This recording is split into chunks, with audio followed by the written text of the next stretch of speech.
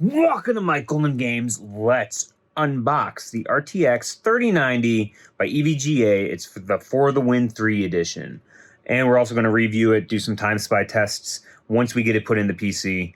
And yeah, we're going to have to take out our 3080 that we got in 2020. Let's go. All right, so here is the GPU box. I already took it out of the box just because we've got this thing right here. So let's move that and we're gonna open this up. Brand new. I do have a link for this in the description below. It's an Amazon link if you want to check it out on there.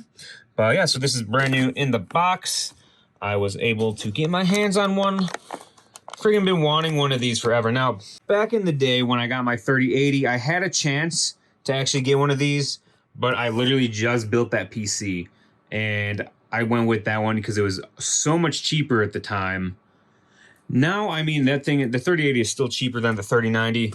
But for VR, this thing's got 24 gigs of VRAM, where the 3080 only has 10 gigs of VRAM. And my Pimax 8K, which, okay, my room's a little messy. I get that. This is a Pimax 8K. It actually has two 4K displays in it. Well, I'm digressing. Let's get back to this.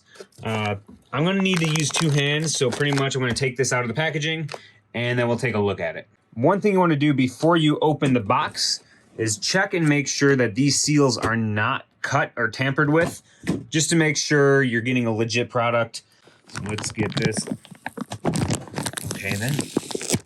There we go. Going to get this out of the wrapper. Again, this is anti-static plastic, so you do want to be careful what you're doing, and I just realized I got these long-sleeved. So yeah, you just want to be careful with static electricity with these things. Most of the time, nothing's going to happen to them, but you want to still be as safe as possible when you're handling these. So really quick, just so you know, I stood in one spot without moving my feet, and I grabbed the PC. This is one way you can ground yourself. Just grab your desktop. It's all metal, and that should ground yourself. Just don't move your feet and move as least as possible. And we got the GPU out of the wrapper. And we're actually going to want to move this aside and take out the 3080 before we put this thing in. We've got the SLI port here, which the 3090 is actually the only card nowadays from Nvidia that has SLI capabilities. Oh, shoot, I forgot. This thing's a power-hungry mother, more so than the 3080. I'm going to have to do some more cables for this, because I'm pretty sure my 3080, yeah, my 3080 is only two of those. Yeah, it's a big chunky card, and again, this thing's got 24 gigs of VRAM. I'm going to grab the rubber bracket there. There's the fans, and this whole front part that says EVGA on it, that is all RGB lighting up there. And then we've got the RGB lighting right there as well. Also, guys, if you are interested in getting a GPU and you don't want to pay the high prices, I definitely recommend just spending the money now, because look at that. You see that? It says made in Taiwan. Yeah, with the state of the world right now, Taiwan is a hot spot right now for, you know, we're not going to say it, but you're definitely going to want to probably buy one sooner than later. That's my suggestion. And then also we've got an anti-sag bracket that comes with the GPU, and then a little EVGA sticker. All right, guys, we are currently running the 3D Mark benchmark. This one is the Extreme Edition. We did the standard Time Spy benchmark a little bit ago. Yikes, this is, what are we running on? I believe this is the CPU. Yeah, anyways, so the 3090 is in the PC, and it's about a week later or so. That night, yeah, I had to get the new power supply and everything, which I went with, let's just pop that open. Yes, Corsair 1200 power supply. It's a chunky cable there. But yeah, so there's the 3090. It required extra cables like we mentioned earlier. This one is the standard Time Spy, not the Extreme. So we got a graphics score of 19,969.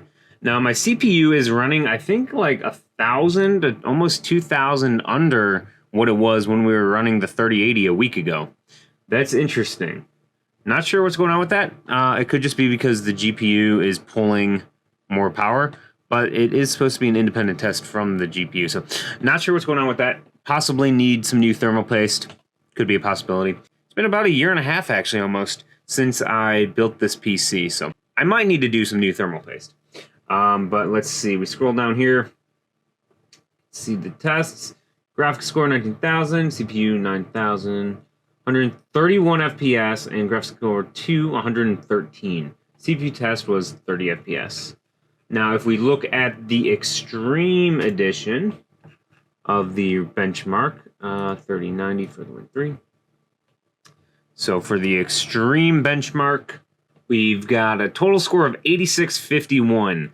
My CPU really got hammered there. Again, I may need to just get some new thermal paste on there.